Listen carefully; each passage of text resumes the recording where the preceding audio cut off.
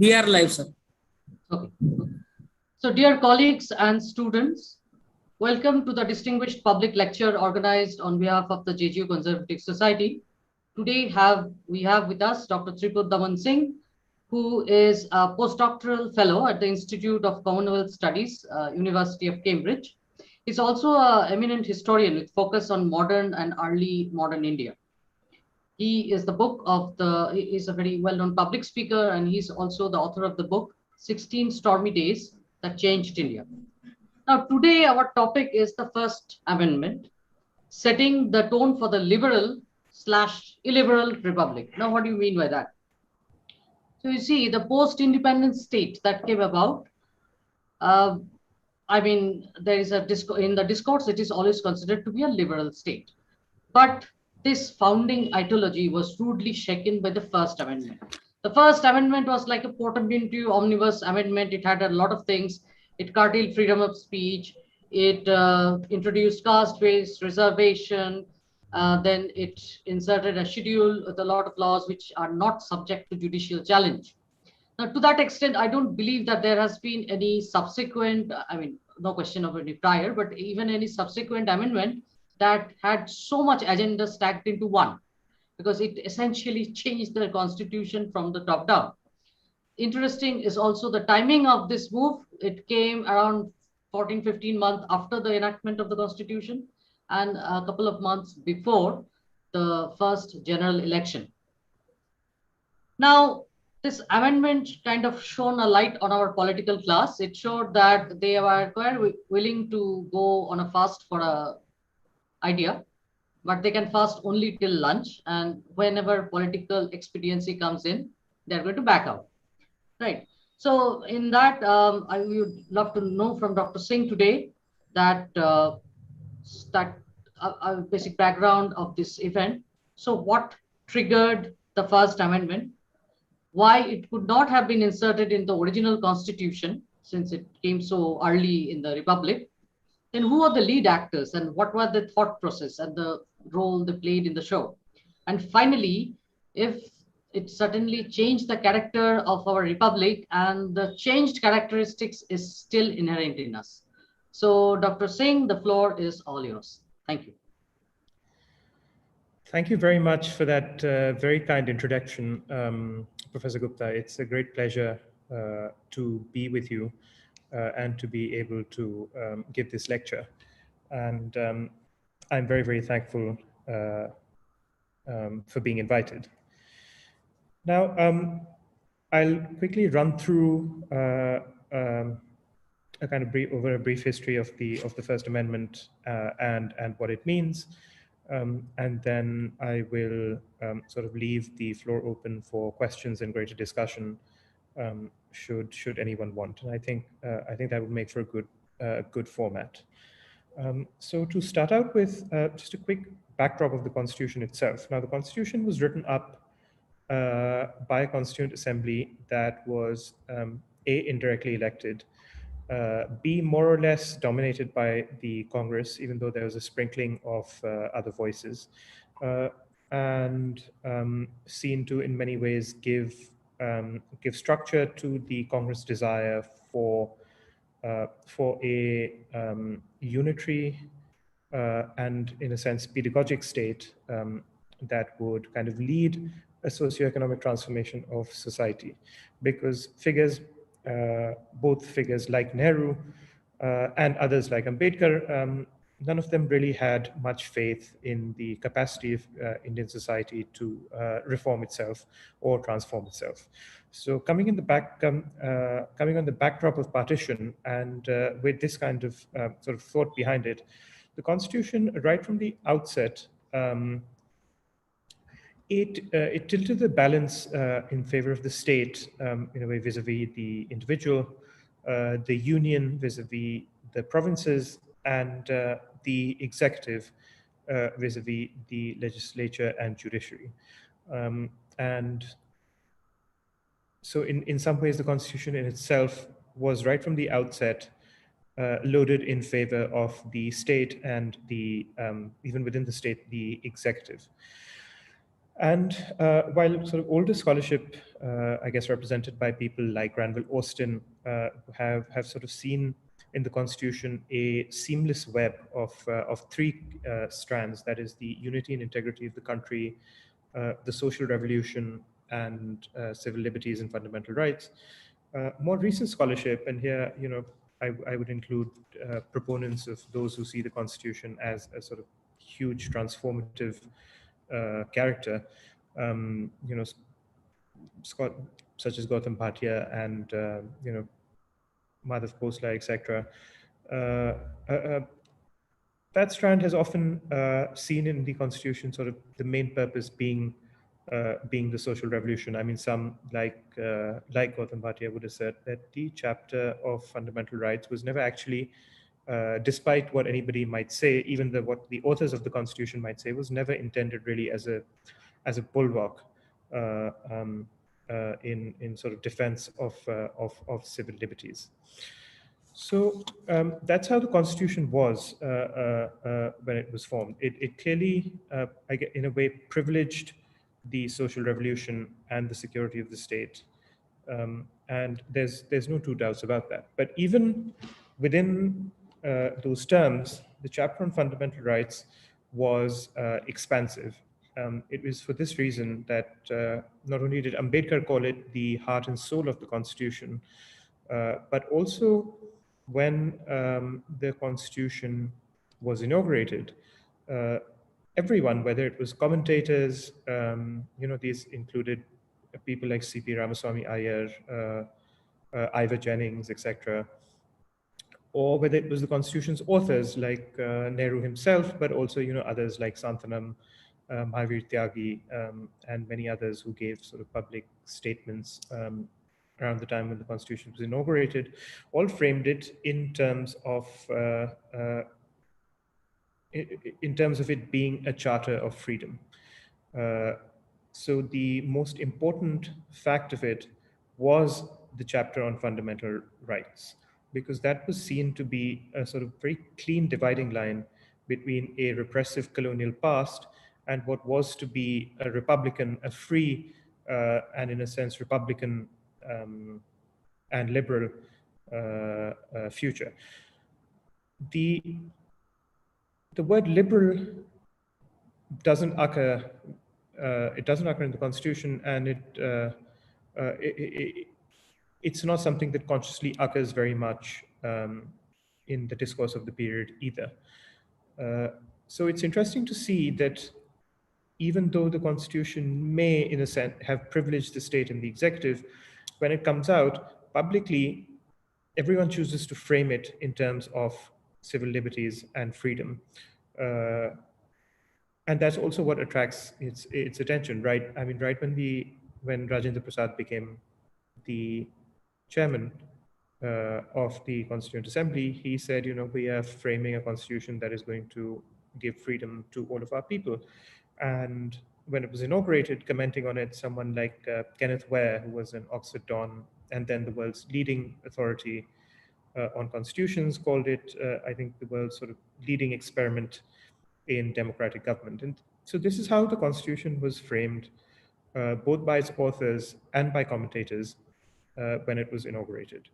And that tells you, no matter how much it may have privileged the sort of security of the state or the goals of the social revolution, its normative power lay in the fact that it guaranteed civil liberties to Indian citizens. It basically converted them from subjects of foreign rule to rights-bearing citizens of a republican and democratic country.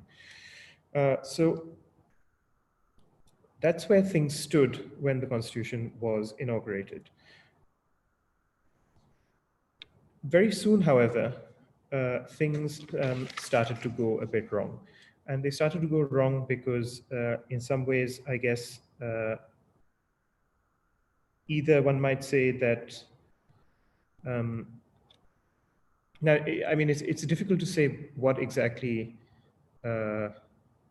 was like the point where things started to go wrong. But famously, the very first case very first cases really that came up were Brij Bhushan versus the state of Delhi and Rameshthapa versus the state of Madras.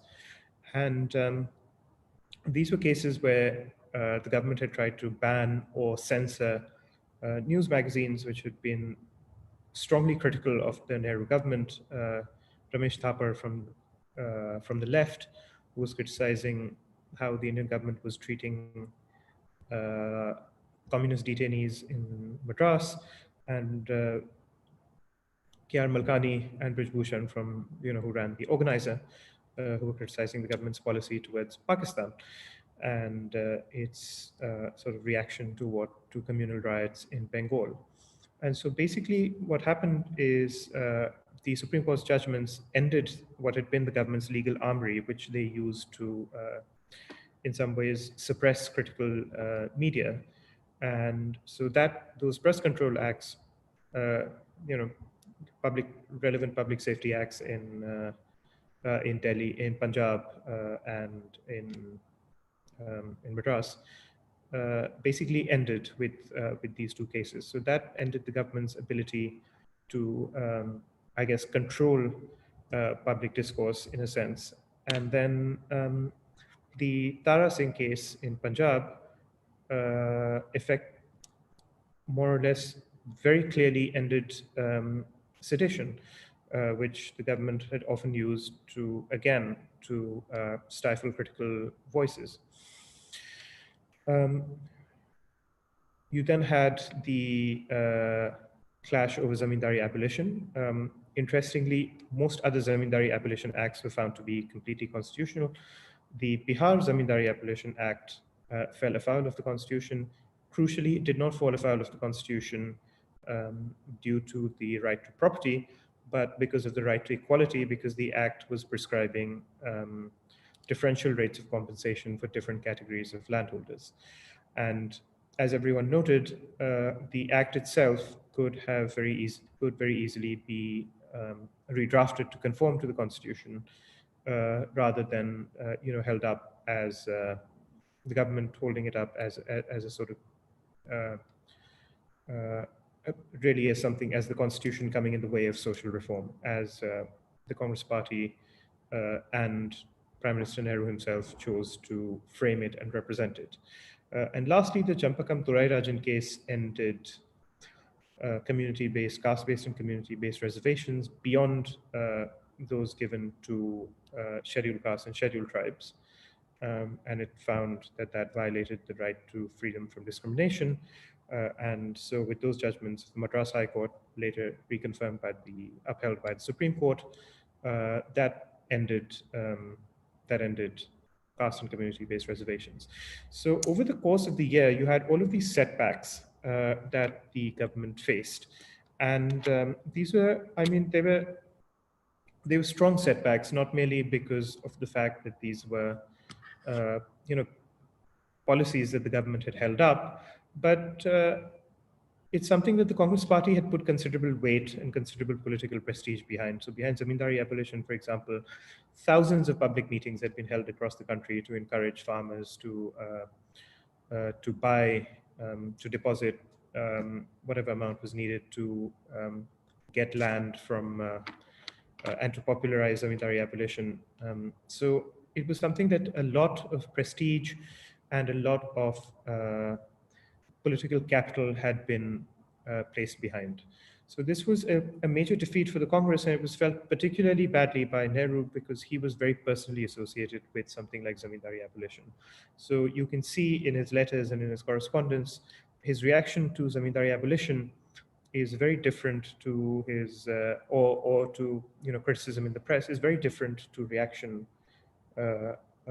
his reaction to the ending of community-based reservations.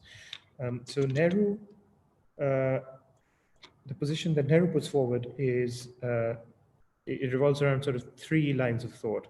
First, that either there are lacunae in the Constitution, because actually this was the Constitution's true purpose, the social revolution was the Constitution's true purpose, and it is somehow being denied because a mistake had been made by the drafters. Or secondly, that the courts themselves are conservative and are standing in the way of social reform and social progress. And the third, and this is where it gets really interesting, is his idea that actually the legislature itself is supreme. And so if the constitution, and if the constitution comes in the way, then obviously it is the constitution that should be changed. Now, all of these three positions are interesting because nobody else really, apart from the government, and that too, not everyone in the government and the Congress Party, believe that there is any real clash, or that the needs of the social revolution and the needs of civil liberty are incompatible. In fact, both are perfectly compatible. And this was demonstrated by for example, by the judgment of the Allahabad High Court, which held the UP Zamindari Abolition Act and Land Reform Act to be perfectly constitutional. And the same thing happened with the Nagpur High Court. Ultimately, pretty much all Zamindari Abolition Acts across the country were held to be constitutional.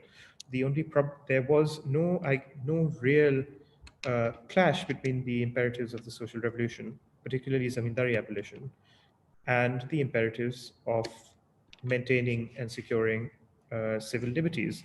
And this is again something that's brought out very starkly in the warnings that someone like President Rajendra Prasad gives to Nehru, and there's he writes to Nehru at the penultimate moment, venting his views, and saying, something like the Bihar Act can very easily, the first step should be to amend the Bihar Act to be in conformity with the Constitution, instead of taking what was then the very serious step of amending the Constitution when it doesn't seem to be absolutely necessary. And this was a stand taken by across the political spectrum. So on the opposing side, you had not only figures like Shyam Prasad Mukherjee, who one might say, again, it's difficult to characterize him as a conservative, but who one might say came from that school of thought, but also socialists like Jayaprakash Narayan, Shipanlal Saxena, Gandhians like Acharya Kripalani, pressmen like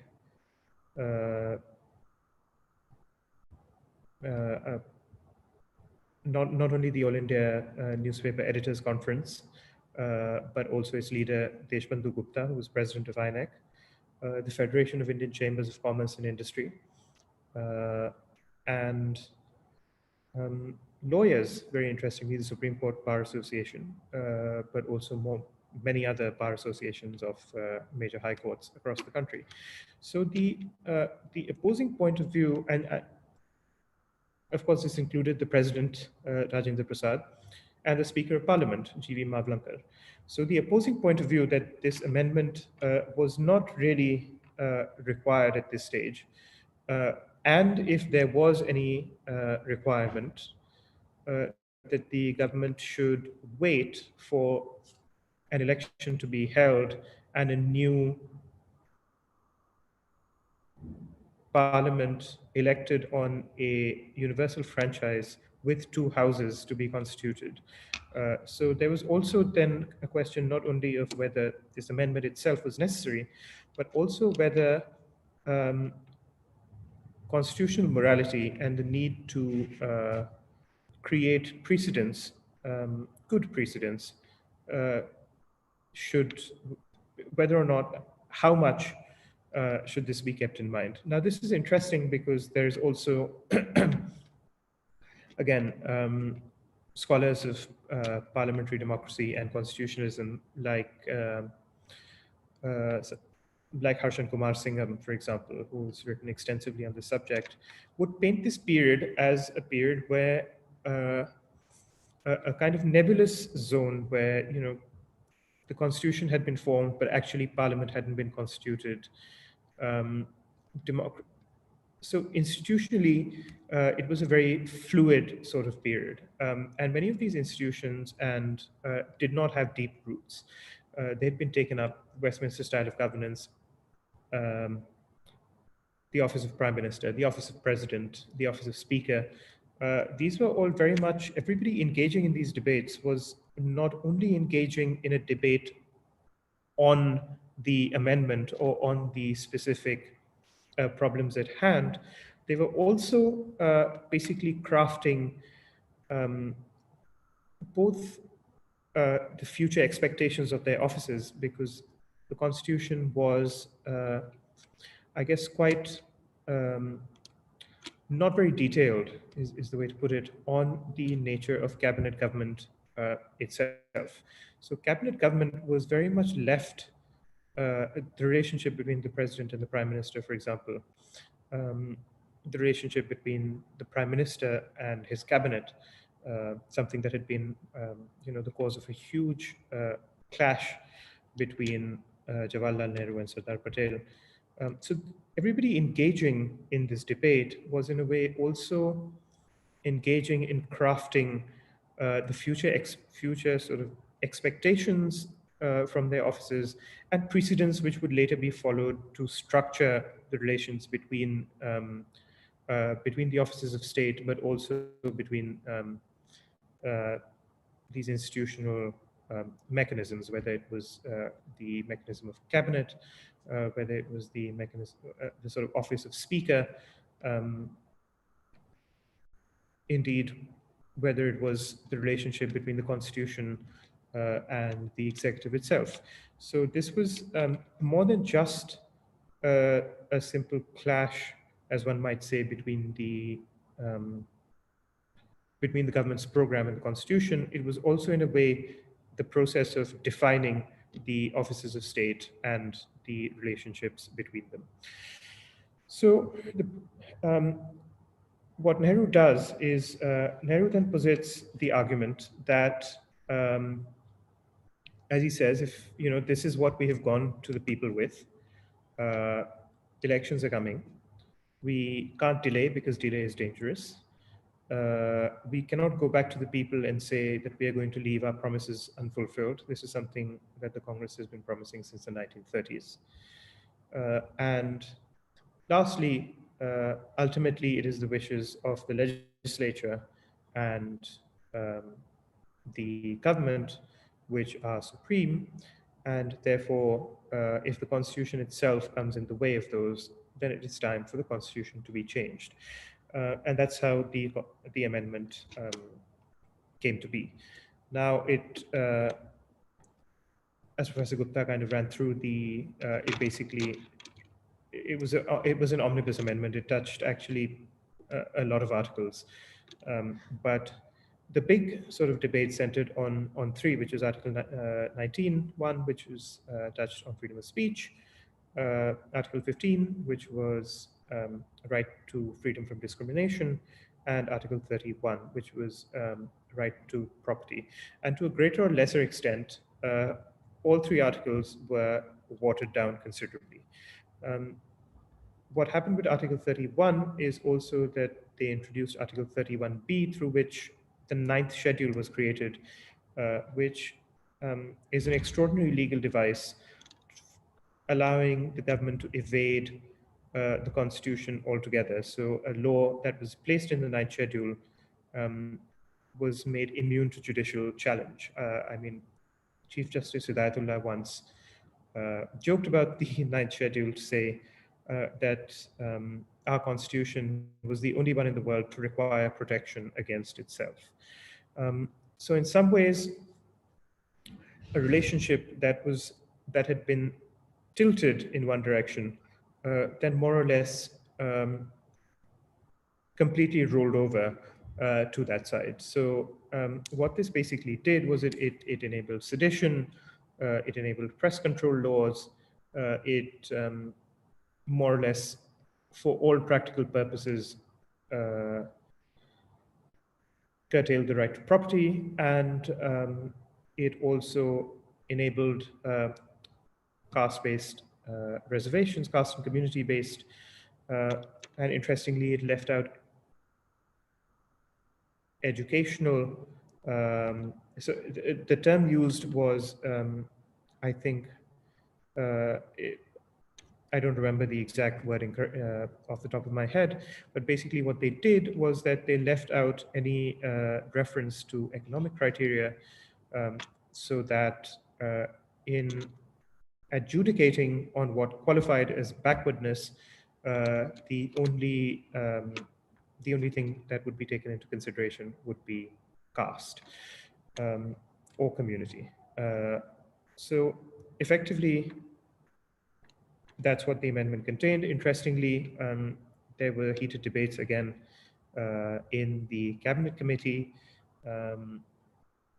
At one point, B.R. Ambedkar proposed that to get over the Bihar judgment, which had found Article 14 of the right to equality as coming in the way of the Bihar Zamindari Abolition Act, and to secure caste-based reservations in their entirety. The government introduced a provision allowing Article 14, the right to equality before the law, to be overridden for the purpose of overcoming or ending inequality. For good reason, it was opposed by the Attorney General, MC Chagla, and that idea was dropped, but all of the other ideas very much went forward. When it moved to Parliament, a very wide sort of coalition of political voices opposed the amendment. As I mentioned before, there were people from the socialist side, such as Shibbalal Saxena, very prominently in Parliament, old-style sort of liberals like Hidaynath Kunzru, congressmen, crucially renegade in a way, who were, I guess, conscientious congressmen, H.V. Kamath, K.K. Bhattacharya, and Sucheta Kriplani, and a few others.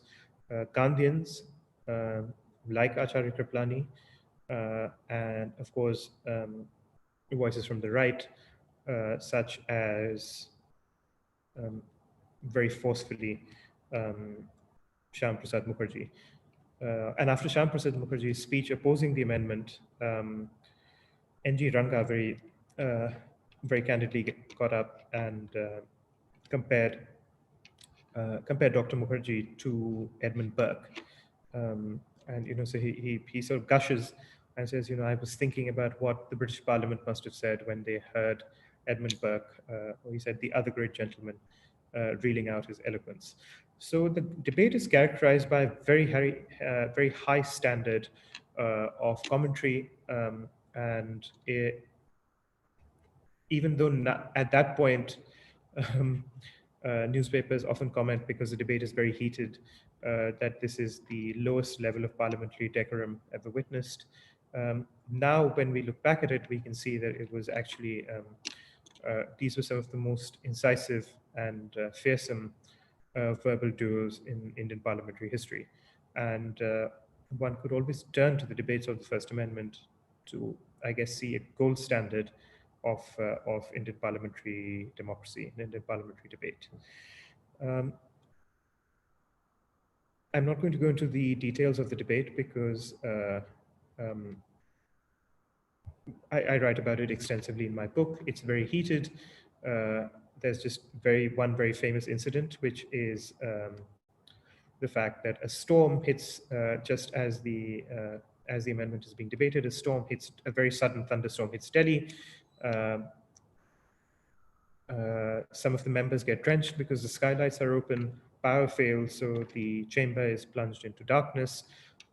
And H.V. Kamath gets up and laughs and says, freedom of speech is under threat and there is a storm over it. And that's the incident that I take the title of my book from, because it was not just, the storminess was not just metaphorical. In this case, it was also very, very real. And it was, I guess, in a way, an incident that kind of captures the whole drama of the First Amendment. Now, A quick question. Was the amendment necessary? I personally don't believe that it was. And equally, I would say, a cross-section of political voices believe that it wasn't. Prime Minister Nehru was presented by a petition at one point by 77 Congress MPs asking to be relieved from the Congress whip and be allowed to vote as per their conscience. Nehru obviously refuses, and so what you have is a large number of abstentions. I think about 40 or 50 abstentions. Um, so if the president, the speaker, the leader of opposition, and a wide variety of political voices, including newspapers, journalists, the Federation of Indian Chambers of Commerce and Industry, and other such organizations can come together. If so many disparate voices can come together and say that this is not something that was necessary, or that the interests of the government's social transformation agenda did not trump constitutional provisions, then I would be inclined to believe that voice. So, in my opinion, I don't think it was necessary. It was very much an executive power grab that could have been avoided and should have been avoided. Now, a quick overview of how it changed our polity. Its very sort of short-term effects were kind of well known. It brought, most prominently, it brought sedition back on the statute books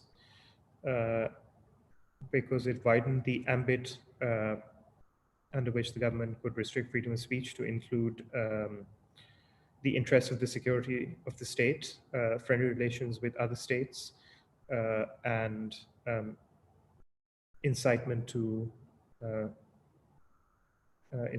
offense. So basically, with these through and public safety.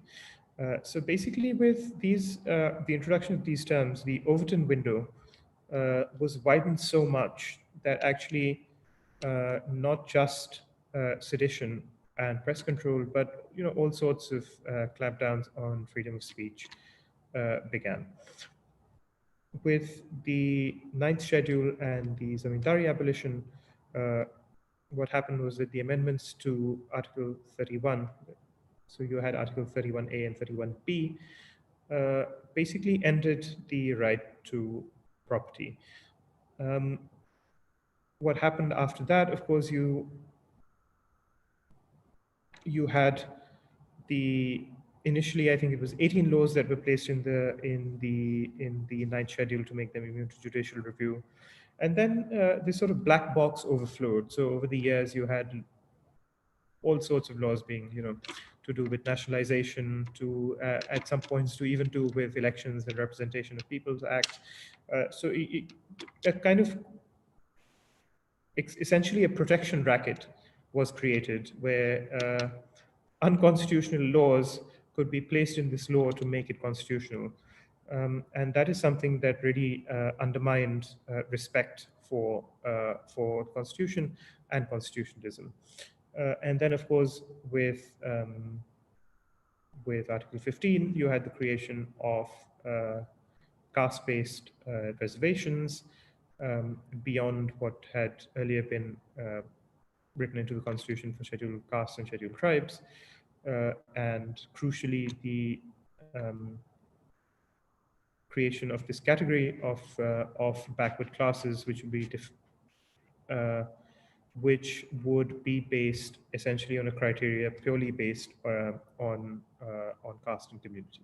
So these were its sort of very its sort of immediate effects, but its long-term effects, as many have written, were kind of materialized over time. So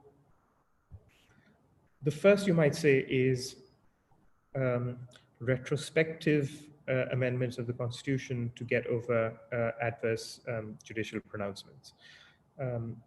Second is a precedent for almost, one might say, casual amending of the Constitution.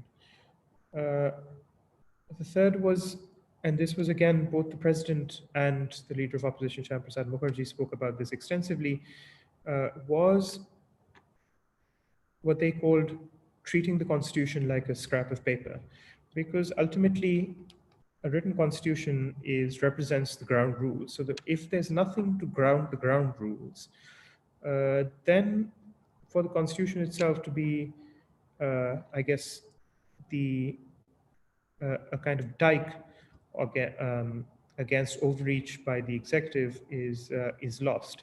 So this precedent of,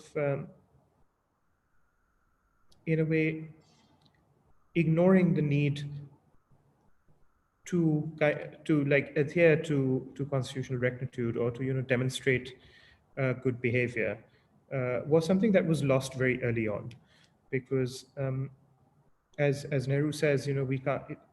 He says repeatedly, if it's important to have good precedents, it's important to have good traditions, but we don't have time to wait for traditions to develop or for precedents to develop. So we need instant precedents, and we need instant solutions, and these are what they are. So the constitution, in this sense, and neither the judiciary nor the constitution can come in the way. So in this sense, the amendment represented very much an attempt to show the judiciary who was the boss as far as the constitution was concerned. Now with Kesavanand Bharati, and perhaps a bit before that with I.C. Golaknath, but especially with Kesavanand Bharati and their sort of basic structure doctrine, the court has clawed back a lot of power. But that period, essentially between the First Amendment and I'd say the late 60s, when I.C. Golaknath first came out,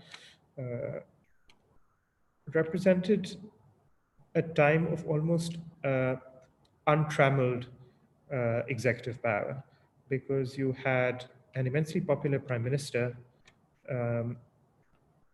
with freedom to amend the constitution as he saw fit, something that happened, I'm not sure, something like 15 or 16 times through Nehru's rule, so almost an amendment a year. And that, it basically created, and since, as I mentioned, again, the scholarship of Kumar Singham is important, what these people were doing was they were creating, there is path dependency here. They were creating patterns of behavior and future expectations of how things would work, that were in a way that undermined the functioning of Indian democracy in a way. And these long-term effects of the First Amendment played out over time, and we see it playing out still. Some have, in sort of very conventional accounts, the First Amendment, this is thought to be a kind of footnote, as so authoritarianism is something that's said to begin with Indira Gandhi in the 70s, mainly because she lacked the sort of the democratic temperament of Jawaharlal Nehru, or if worse, beginning only in 2014 with the election of Prime Minister Modi.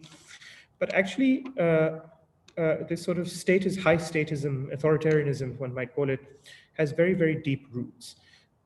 Some do allege that actually, this is how it always was. So the constitution, right from the outset, as I said, privileged high statism, and the chapter on fundamental rights, despite whatever its authors might say for public consumption, was never really intended the way it was interpreted by the courts and by the political opposition. But I disagree with those voices, because I see the First Amendment as a very, very critical juncture.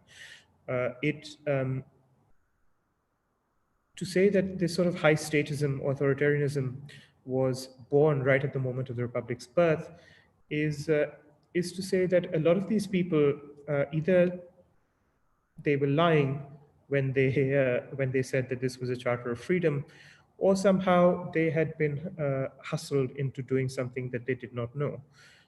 So I don't agree with either of those positions. My argument is that actually they did know, and given that so many people did not believe that this was the true purpose of the Constitution, and many people argued that the true purpose of the Constitution was the protection of individual rights and individual liberty, albeit it does, the Constitution acknowledges group rights and it very much protects them as well. But hardly anyone argues when the Constitution is inaugurated. Nobody argues, this is a Constitution to protect the rights of social groups, or nobody says this is a Constitution to protect, to give, to somehow give vent to to a social revolution.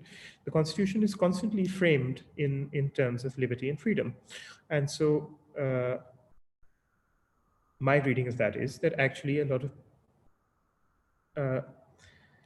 of people did not believe that the sole purpose of the Constitution was to either to bring socialism or to ride roughshod over individual rights to protect either group rights or simply that the security of the state, interests of the security of the state trumped individual rights in toto.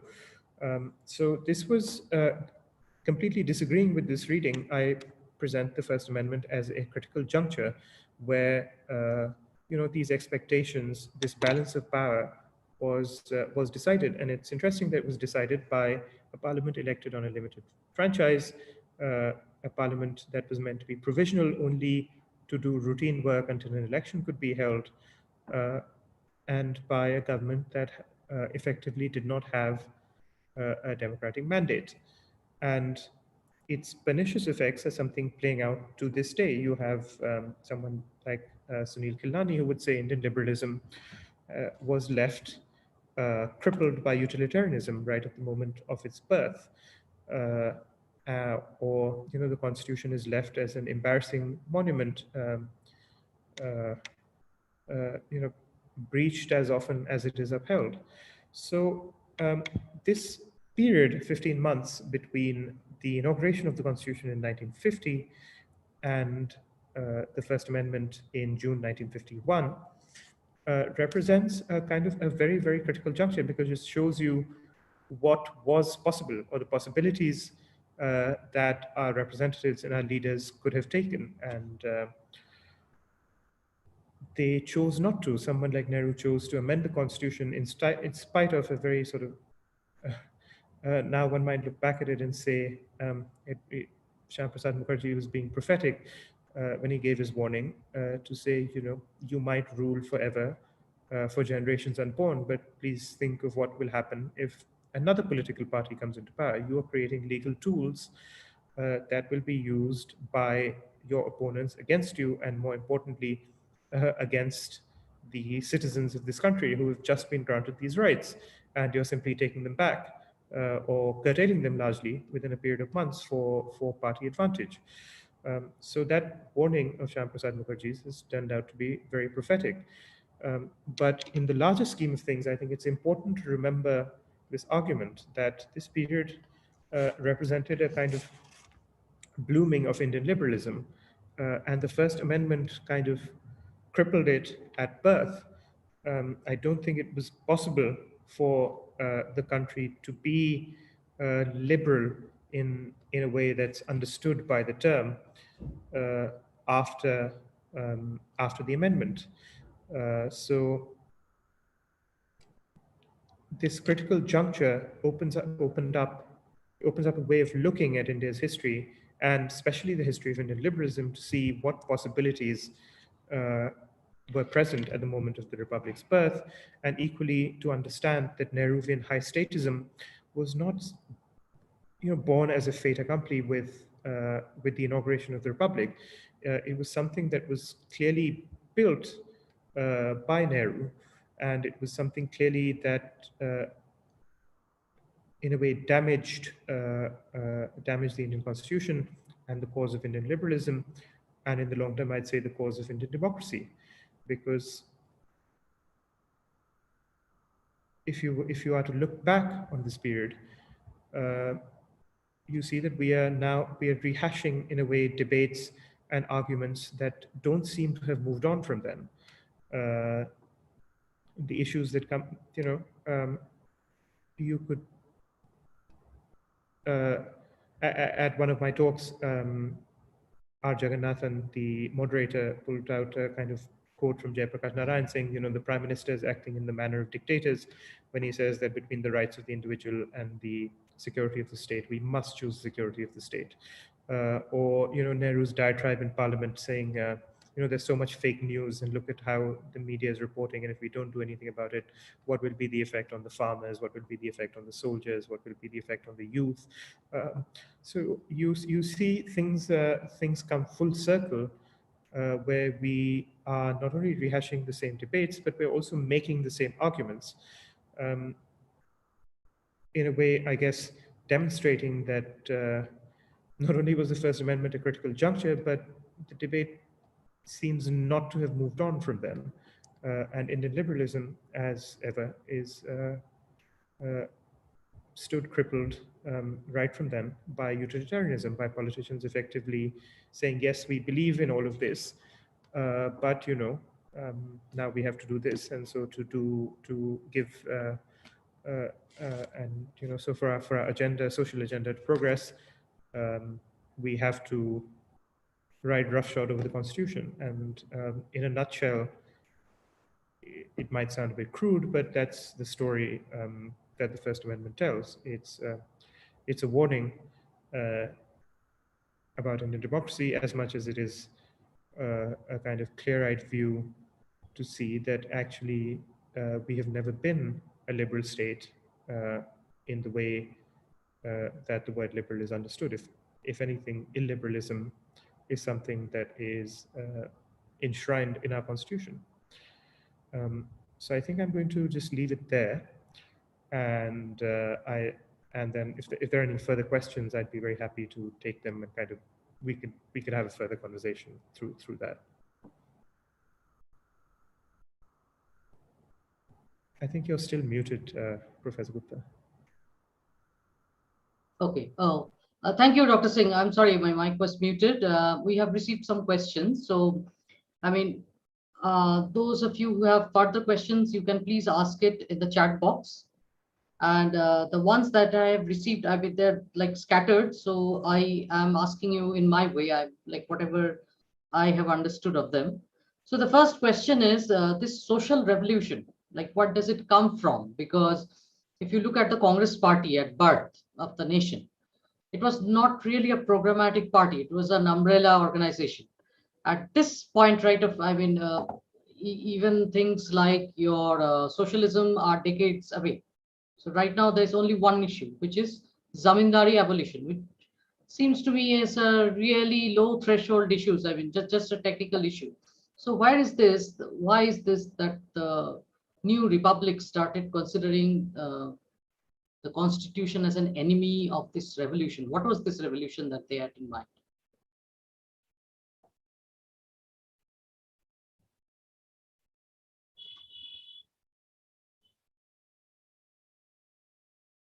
My bad.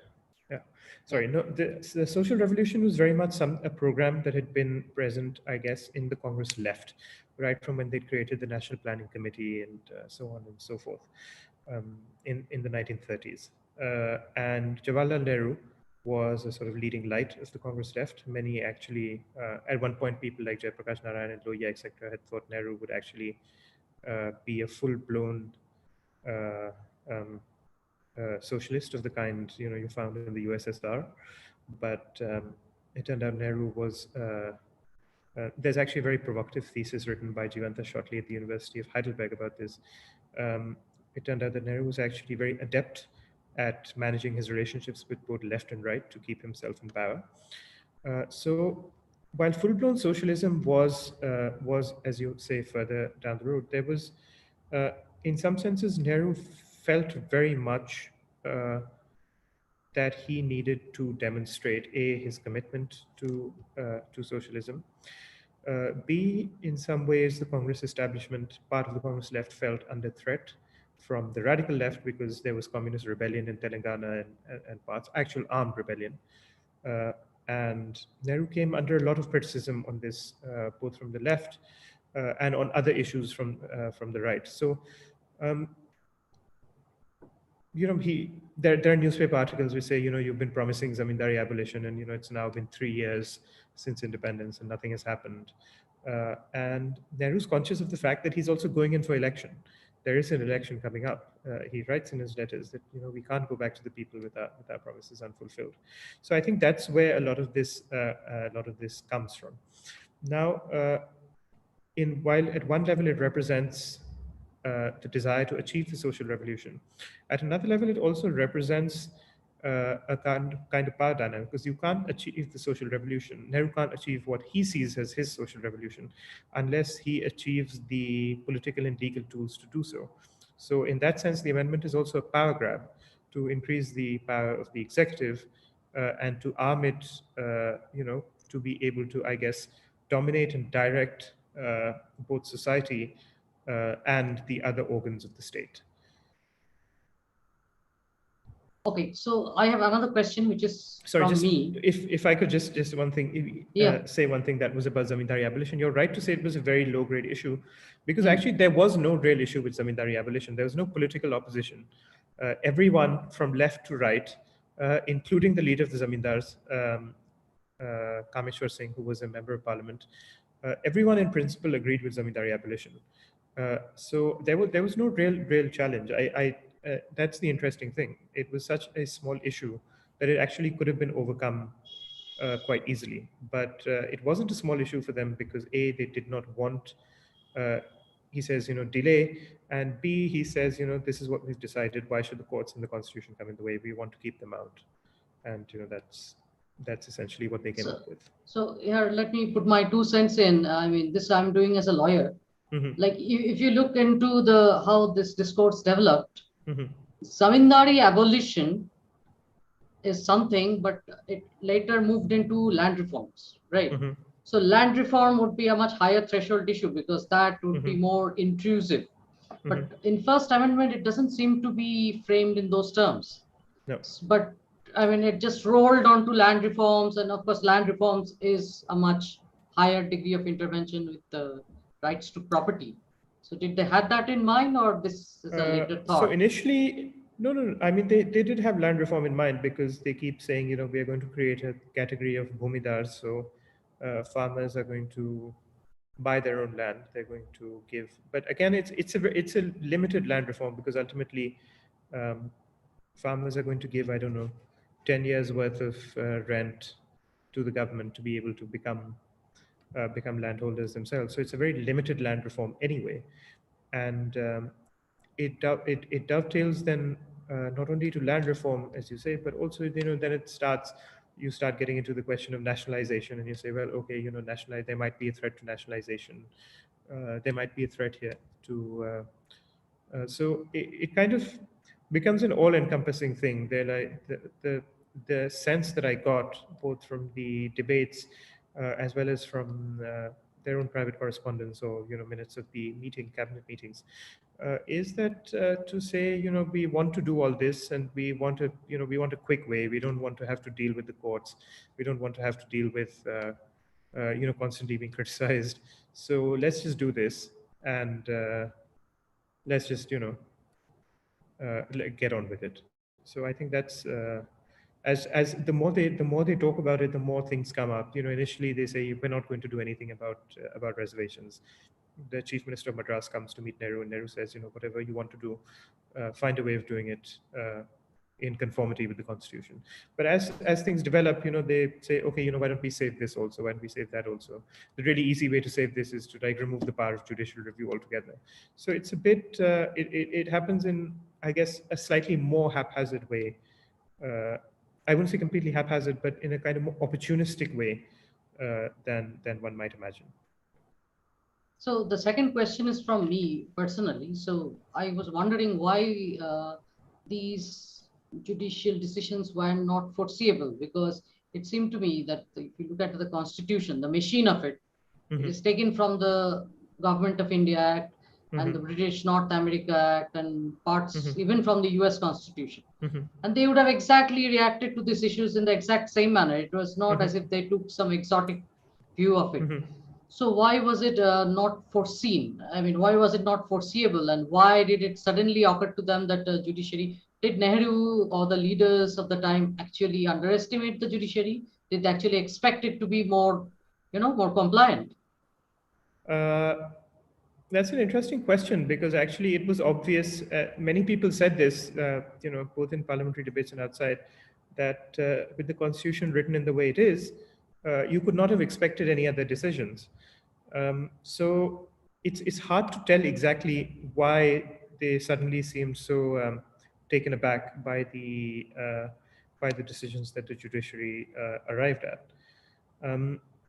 I think you're right, they did underestimate the judiciary, because they keep saying, either they say, well, the judges have made a mistake in understanding the constitution, or they say, well, if the judges have understood the constitution correctly, then the authors, the drafters have made a mistake in writing it, or that they're conservative, and the judiciary is conservative, and it's not in line with our socially progressive agenda.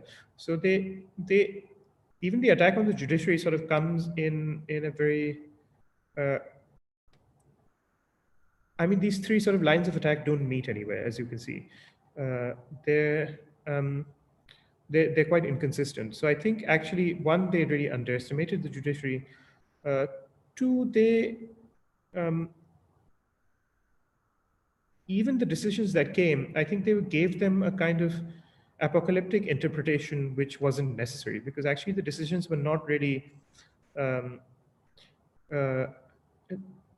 none of the decisions really sort of undermined what they wanted to that extent. And Nehru again makes this point in Parliament, saying, we don't actually want to use any of the powers we're taking by the constitutional amendment. This will be my gift to the succeeding generations in the succeeding parliaments. So it's a very strange set of circumstances to say, well, this is what is happening, and we need an amendment immediately, because these decisions have come, and they're this either shows that the constitution has lacunae, or the judges can't understand the constitution correctly. And then to say, well, these are powers we're taking, we don't intend to use them, this is for the succeeding parliament. So I think there's an element of both. One, that they thought the judiciary would be compliant. Two, that I think a lot of things were kind of just done in a very offhand manner. And three, that there's no real way to put it. It's either you circle back to the same question. Either there was genuinely that this is not what the authors of the Constitution had intended, or the First Amendment represents a sort of huge leap on the other side. It represents a power grab, which the government of the day engaged in. So the third question that is being asked, that this pushback seems to have been an elite pushback from the leaders of the press, from elements of Congress, but there was no popular pushback. So why was that? Is it because of lack of any consistent national level opposition, or is it because First Amendment was extremely popular? I mean, it could be both. I don't think it was extremely popular, but also I don't think it ever made. It was enacted at a time where the Congress and Prime Minister Nehru were immensely popular, where these sorts of issues didn't really penetrate very deep down into Indian society, and the question about it being an elite pushback now. In a way, perhaps yes. These are all educated. These represent the sort of, the cross section of voices represent landholders, they represent businessmen, they represent, in some senses, also the professional sort of classes. So in that sense, yes. But in a different sense, it's really very difficult to tell whether how much popular pushback there was. There was no real opposition parties to be able to marshal resources to mount a sort of public campaign around it. There were very few leaders with that much stature to be able to kind of front such a pushback. So it also happens at a time where things are very fluid. You've just had the constitution come into force. The election is coming up.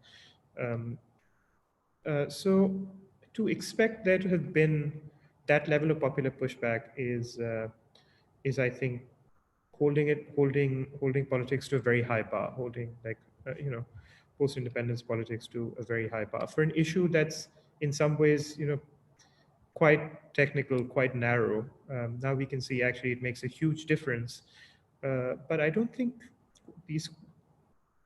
liberalism has ever had that much popular purchase in India anyway.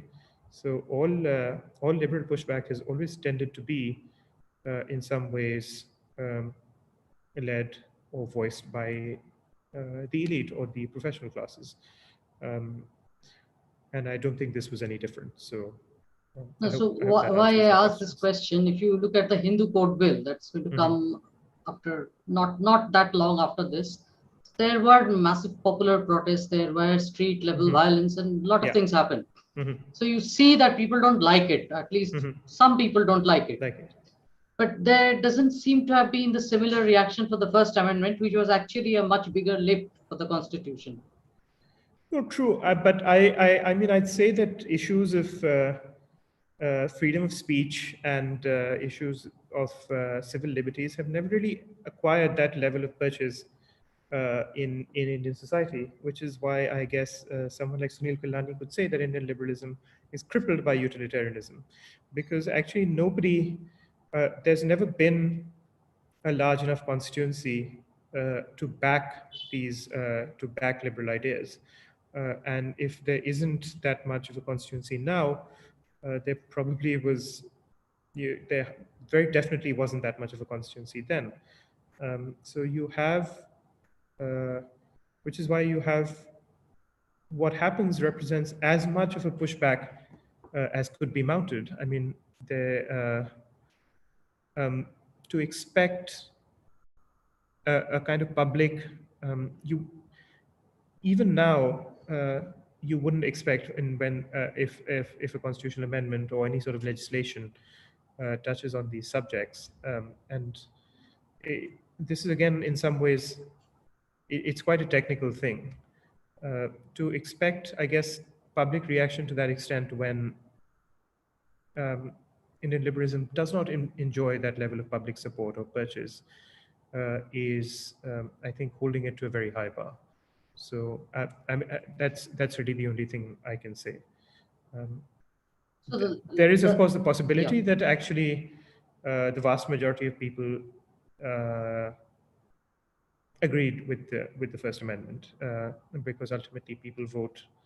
Ultimately people vote with their feet. They go and cast a vote, and you see, the First Amendment is basically a non-issue after a few months after it happens.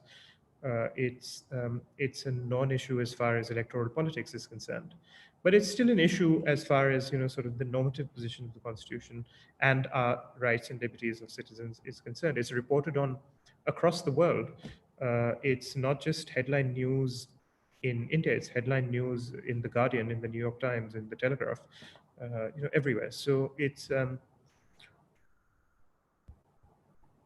is, as you say, a huge leap. And to gauge public opinion, I guess,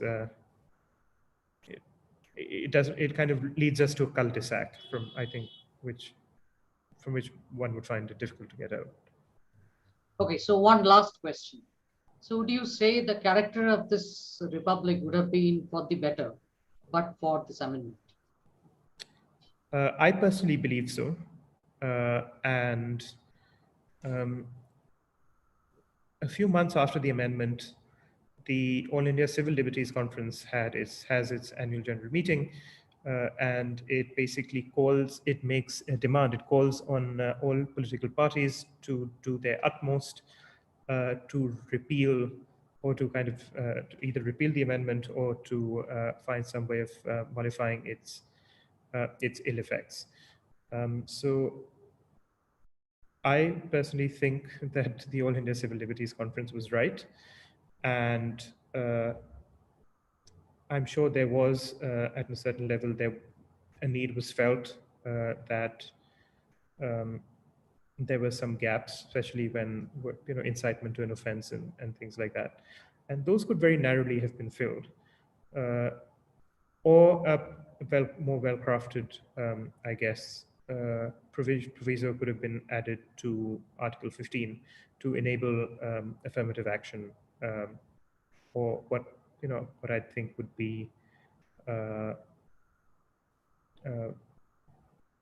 affirmative action framed not simply in terms of caste and community, but be that as it may, I think the worst effects has very much been on freedom of speech and expression, and in that sense, this amendment has been quite disastrous for Indian democracy. It's to think of, I mean, the first person to call for its repeal was Shyama Prasad Mukherjee, the founder of the BJS, Bharatiya Janata Sangh, and I think you can see how just how problematic the amendment is by looking at the debates around it. To the fact that what you have people saying, the way the debates are, all that happens is like it moves in circles. The people in power change and the people in the opposition change, and as soon as they do, their opinions or their arguments kind of tend to move in the opposite direction. But ultimately, everyone, when they're in the opposition, makes the same points that people like Kripalani and Mukherjee and the broader political opposition was making then. And so I think by that sort of simple token alone, one could say that I don't think very much good has come of this amendment at all. I completely agree with you. Thank you, Dr. Singh, for your compelling presentation. I now call upon our student, Mr. Jashwardhan, to give the vote of thanks. Jash, the floor is yours. Sir, so can I just ask one question and then we'll have the vote of thanks? Sure, so, sure. Really very, I thank you. I thank you for this wonderful presentation. And in fact, when I read your book, 16 Stormy Days, it was sort of a because it actually challenged many of the preconceived notions that we have and that is taught to us in law school about the Constituent Assembly debates, about how the Constitution came into being and the sanctity of the Constitution. So my question is this, that as I see it, and this might sound repetitive as well as like it's more of a say, it's in line with what Professor Subrajyoti has been asking till now, that if we see how the parliament and the judiciary were acting at the time, it seems that at the level of discourse, both were actually arguing in favor of maintaining the sanctity of the Constitution, the sanctity of the Constitution as it is, not as it must be in someone's like in someone's idea.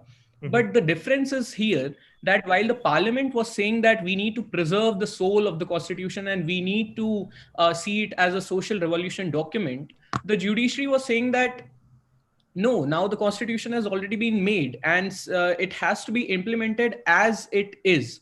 So I wanted to ask that at the level of discourse, how do we, at the level of discourse and at the level of ideology, how do we understand this clash? Because both are arguing for the same thing, both are saying that we are trying to maintain the sanctity, but then it's very weird because you see Nehru says during the Constituent Assembly debates that judiciary cannot be the fourth estate.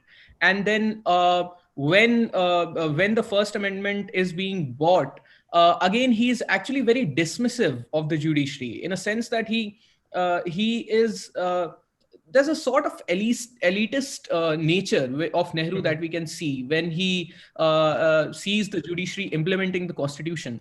So, how do you see this? How do we understand this changing of positions? Because again, they have the right to say, I mean, the parliament at that time had the right to say that, look, we have popular vote with us, and we can change the constitution accordingly. And that is what democracy is all about. But then there is this contradiction that at the same time, the constitution has just come into place, and it was the very same people who made this constitution, and now they have shifted and transformed it into something else. So it's like really mind boggling for me. So how do we understand this?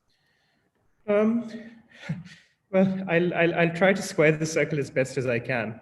So the way, I mean, someone like Nehru would frame it would be that we are clarifying and he says this, is that we are clarifying the true intent of the Constitution. It's one thing to say we're clarifying the true intent of the Constitution, and something completely beyond that to say, okay, you know, this is Parliament, and we have the power to amend the Constitution. Because a lot of people oppose the amendment not on the grounds of the amendment's content, but on the grounds of its timing, which is to say that Parliament is, you know, Article 368 has laid out a procedure for an amendment which requires an elected Parliament with two houses, and there's no pressing need for us to kind of, you know, intrude into that gray area by using the provisional Parliament to do it. So that's one point. Leaving that aside, of course, ultimately, everyone appeals to the normative power of the Constitution. And the Congress, nobody is likely to say, yes, you know, neither Nehru is very unlikely to say to locate sovereignty outside the Parliament, to have a sort of extra constitutional sovereignty, the way you know, you often have in Pakistan, where every now and again sovereignty will be located with the army. So Nehru never does that, which is to his credit. But what he does say is that the judiciary is either conservative, and they are coming in the way of the true intent of the Constitution, or that, you know, they can't read the Constitution correctly. Now, both points are interesting because yes, Parliament does have the right to amend the Constitution, but it's only much later as to how far that right extends is really decided. Because what happens with the judgment in Shankari Prasad Singh Deo is to effectively say, well, Parliament has it gives Parliament carte blanche to amend the Constitution as it sees fit. Now, it's very hard to square this circle, because ultimately, as they say, the Constitution is a living document, so some balance has to be found. But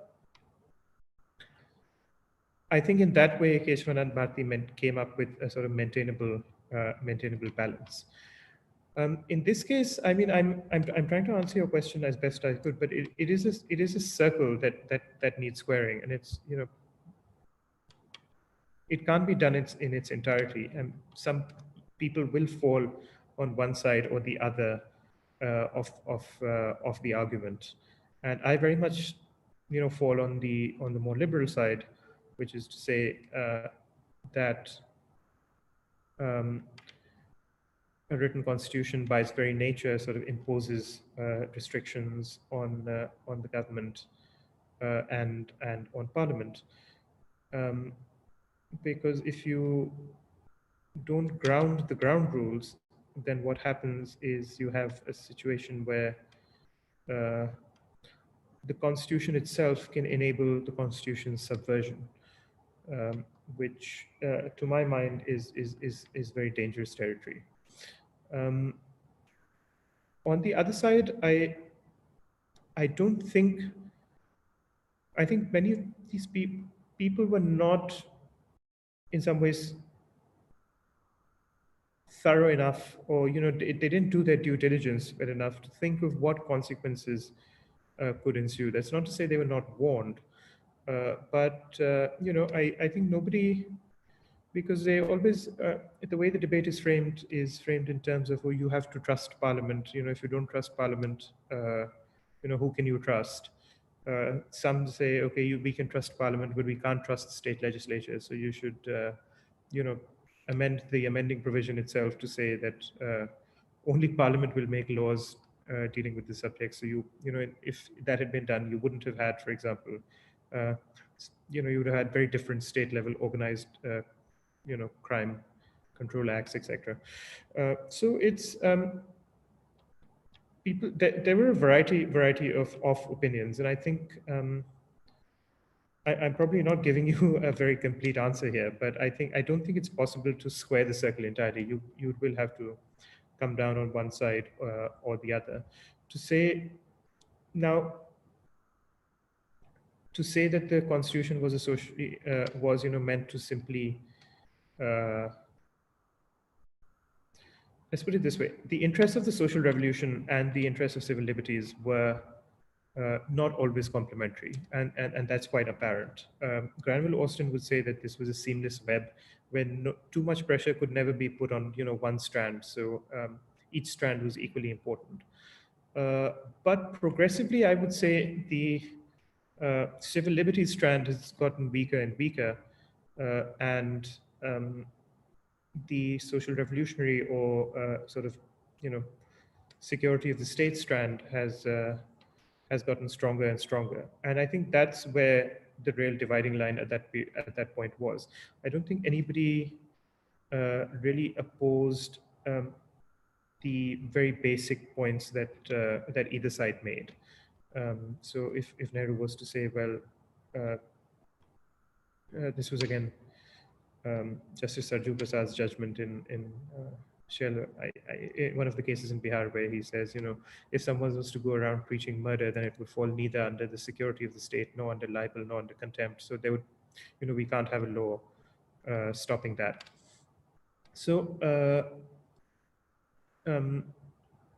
so I think, but if Nehru was to say that was the sole problem, then both the judiciary and the legislature and the opposition and the treasury benches, everybody would be agreed that there were these small points. In effect, one might say even teething troubles, which happened because of the lack of a well-developed. Because it was, again, you'd created a Westminster system, you'd created a sort of common law jurisprudence, which depended very much on precedent and convention. So, in the lack of, these were very, in some ways, these were teething troubles that came up because of a lack of convention or a lack of precedence, or lack of, a sort of limited jurisprudence on those matters.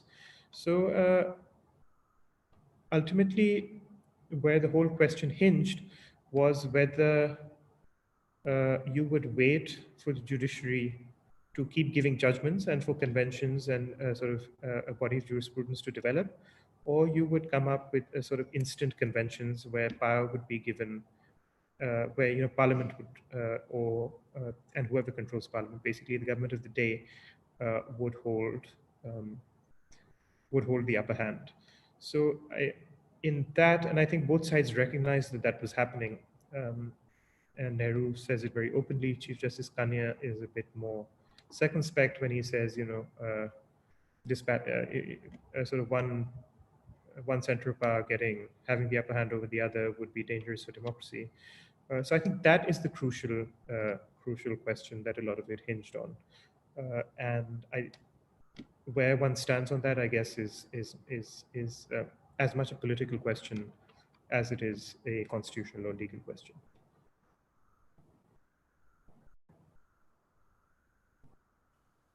I hope that somehow, somewhat answers your question. Yeah, it does because, and I totally get it that we cannot have a final answer to this as such, because I think ultimately it will be on the choice of the individuals and choice of the scholars after like reading through all the material and examining, like living the history actually. But it does answer to a lot of extent, so that's absolutely fine. Uh, Thank you so much for this wonderful presentation and for giving us your valuable time. And it was really, really very beneficial for all of us. Uh, we actually hope that we'll be having you again soon on your platform to discuss your other work, which is on the nature of sovereignty in the medieval period. And I'm sure that that will be a very interesting discussion as well, because no, sovereign power and sovereignty has always been a highly contested issue. And presently, I mean, in the present Indian context, the question of sovereignty once again has gained a lot of traction. So that is something that should be explored from a historical angle as well. And perhaps we might get some very good insights into how do we understand the nature of sovereignty. So I think, in fact, both your works in that sense are connected to this very important question. So thank you so much for your time, sir. Thank you so much. And we hope to see you soon. No, thank you very much for inviting me. It's been an absolute pleasure, and I really hope to be able to speak with you again as well. Thank you, Dr. Singh. That was a very nice presentation. And I mean, this is about a longer discourse, and we'll again love to have you some other time regarding how our republic has shaped up. I mean, there's a lot of material on Indian history, long-term history, but very little on India's near contemporary history, like the history of today, as you can call it, right? And it was an absolute pleasure to have you. Thank you so much for giving us your time. The pleasure was all mine. Thank you very much.